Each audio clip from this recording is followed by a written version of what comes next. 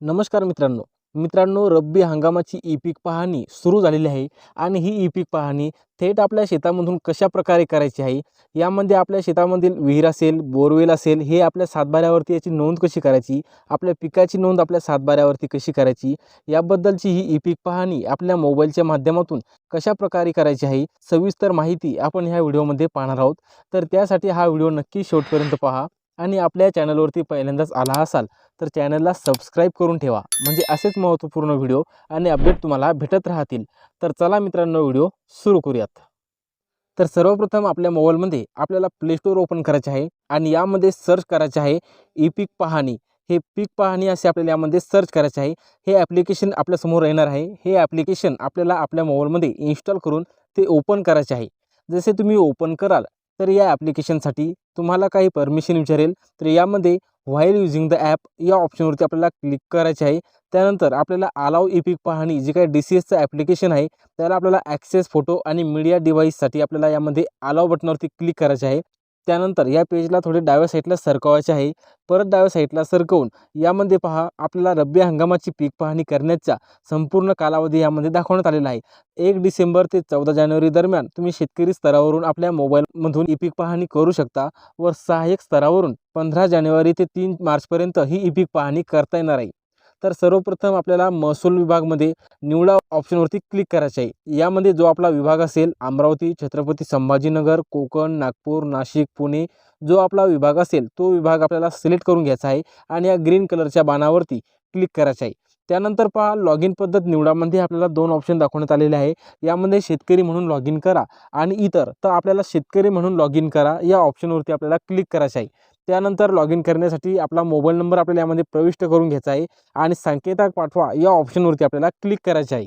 त्यानंतर आपल्या मोबाईलवरती एक 4 अंकी संकेतांक म्हणजे एक 4 अंकी OTP येणार आहे. तो OTP आपल्याला या बॉक्समध्ये टाकून लॉग इन करा या ऑप्शनवरती आपल्याला क्लिक करायचे आहे.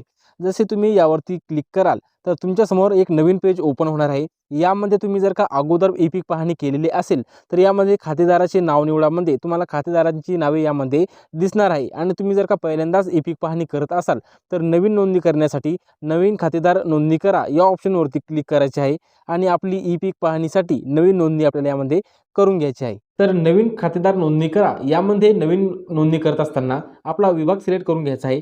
त्यानंतर आपला जो काही जिल्हा असेल तो जिल्हा सिलेक्ट करून घ्यायचा आहे. त्यानंतर खाली आपला तालुकासुद्धा आपल्याला यामध्ये सिलेक्ट करावा लागणार आहे. त्यानंतर आपले दिलेले जे काही गाव आहे ते गाव निवडायचे आहे आणि आपले गाव आपल्याला यामध्ये सिलेक्ट करून घ्यायचे आहे. त्यानंतर या ग्रीन कलरच्या बाणावरती क्लिक करून आपल्याला पुढे यायचे आहे. त्यानंतर पहा पहिले नाव असेल, मधले नाव असेल, आडनाव, खाते क्रमांक किंवा गट क्रमांक जो काही आपली माहिती असेल तो गट क्रमांक असेल तो गट क्रमांक यामध्ये आपल्याला टाकून खाली आपल्याला शोधा या बटनावरती क्लिक करायचे आहे.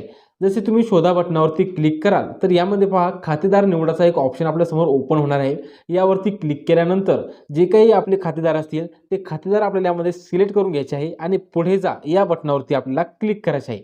जसे तुम्ही यावरती क्लिक कराल तर यामध्ये पहा तुम्हाला खातेदाराचा नोंदणी अर्ज दाखवणार आहे, खातेदाराचे पूर्ण नाव, त्यानंतर खातेदाराचा खाते क्रमांक यामध्ये दाखवणार आहे. त्यानंतर परत आपल्याला पुढे जावरती क्लिक करायचे आहे. यावरती क्लिक केल्यानंतर यामध्ये पहा तुमचा खाता क्रमांक सर्वेक्षण क्रमांकामध्ये यशस्वीपणे नोंदणीकृत झालेला आहे, म्हणजे तुमची नोंदणी यामध्ये झालेली आहे. तर यामध्ये आपल्याला ठीक आहे या ऑप्शनवरती क्लिक करायचे आहे. नवीन खातेदाराची नोंदणी झाल्यानंतर आपल्याला निवडा या बटनावरती क्लिक करायचे आहे.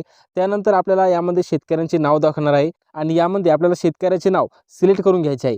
सिलेक्ट केल्यानंतर यामध्ये आपल्याला ग्रीन कलरच्या बाणावरती क्लिक करायचे आहे.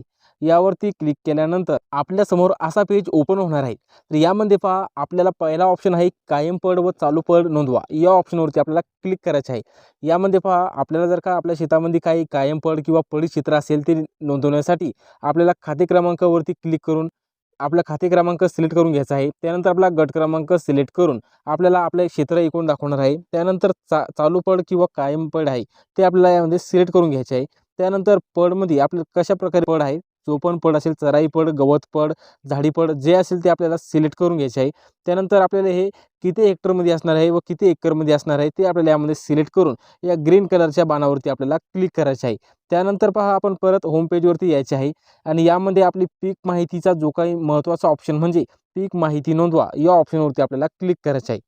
यावरती क्लिक केल्यानंतर आपल्याला खाते क्रमांक विचारेल, आपला खाते क्रमांक टाकून घ्यायचा आहे. त्यानंतर आपला गट क्रमांक विचारेल, आपला गट क्रमांकसुद्धा आपल्याला यामध्ये टाकून घ्यायचा आहे.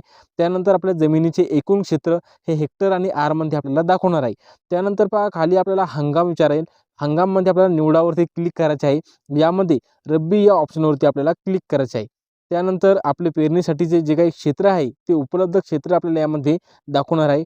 त्यानंतर खाली पहा पिकाचा वर्ग विचारेल. यामध्ये निर्भळ पीक म्हणजे एक पीक असेल, मिश्र पीकमध्ये बहुपीक असेल किंवा पॉली हाऊस पीक असेल, शेडनेट हाऊस पीक असेल ते आपल्याला सिलेक्ट करून घ्यायचे आहे.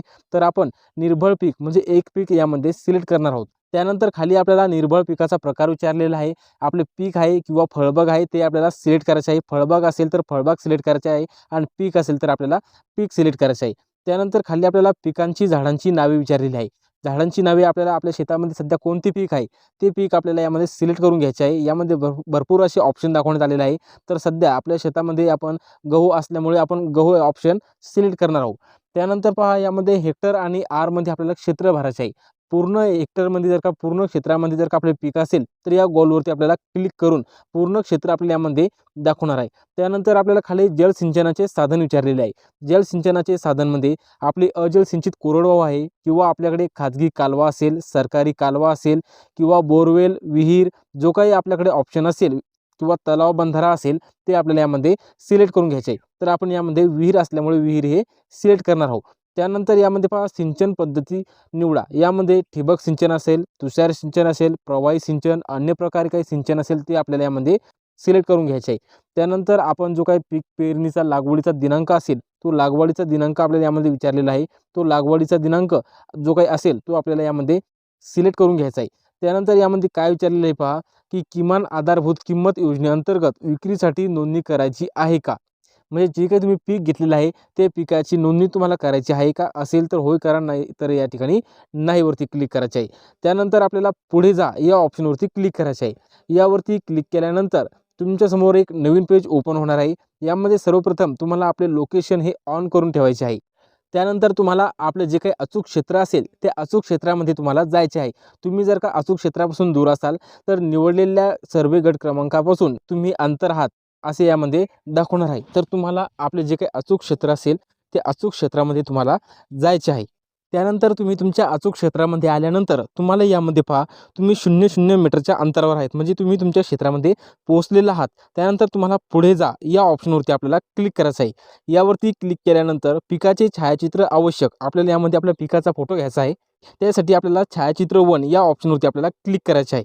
ठीक आहे, यावरती क्लिक करायचे आहे आणि आपल्या शेतातील पिकाचा फोटो आपल्याला आपल्या मोबाईलमध्ये काढून ओके करायचे आहे. त्यानंतर आपल्याला परत एक दुसऱ्या बाजूचा फोटो घ्यायचा आहे. छायाचित्र 2 वरती परत आपल्याला क्लिक करून परत एक फोटो आपल्याला आपल्या मोबाईलमध्ये काढून घ्यायचा आहे. परत एक फोटो आपल्या फोनमध्ये काढल्यानंतर आपल्याला ओके करायचे आहे. त्यानंतर आपल्याला या ग्रीन कलरच्या बाणावरती क्लिक करायचे आहे. त्यानंतर यामध्ये पहा तुम्ही पीक पाहणीचा दिनांक, खाते क्रमांक, गट क्रमांक, तुमचा लागवडीचा क्षेत्र, पेरणीसाठीचे क्षेत्र, जी काही पूर्ण माहिती आहे, हंगाम, पीक वर्ग, पूर्ण माहिती तुम्हाला यामध्ये दाखवण्यात येणार आहे. त्यानंतर तुम्ही घेतलेले पिकाचे 2 फोटो यामध्ये तुम्हाला दाखवले जाणार आहे. त्यानंतर आपल्याला यामध्ये पहा एक बॉक्स दाखवण्यात आलेला आहे. यामध्ये वरीलप्रमाणे पिकांची माहिती योग्य व अचूक असल्याचे मी घोषित करत आहे. यावरती क्लिक करून आपल्याला पुढे या ऑप्शनवरती क्लिक करायचे आहे. तर आपल्याला या ठिकाणी पहा पिकाची माहिती साठवली आणि अपलोड झालेली आहे. म्हणजे आपल्या पिकाची माहिती यामध्ये साठवलेली आहे व अपलोडसुद्धा झालेली आहे. तर आपल्याला ठीक आहे या ऑप्शनवरती आपल्याला क्लिक करायचं आहे. त्यानंतर पहा पिकाची माहिती पहा या ऑप्शनवरती आपल्याला क्लिक करायचं आहे.